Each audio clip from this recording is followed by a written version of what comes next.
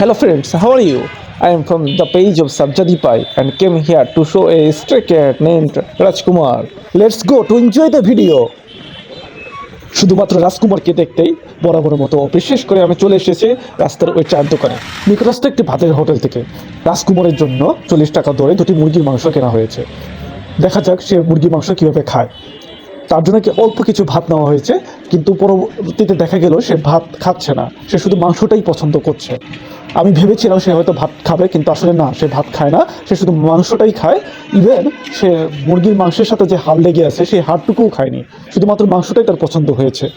আজকে হয়তো তার ক্ষুধা খুব কম ছিল, এজন্য খুব বেশি একটা খায়নি সে। কিন্তু গতদিন আমরা দেখেছি সে মাছের টুকরো খাওয়ার পর তার আরও খাওয়ার উদ্বেগ বেড়েছে, সে আরও খেতে চাচ্ছিল। আজ হয়তো তার পেট ভরা, কিন্তু মুরগির মাংস তার পছন্দ নয়, এই জন্য খুব বেশি একটা খায়নি। তো ভালো থাকবেন সবাই, দেখা হবে অন্য কোনো সময়। আল্লাহ হাফেজ।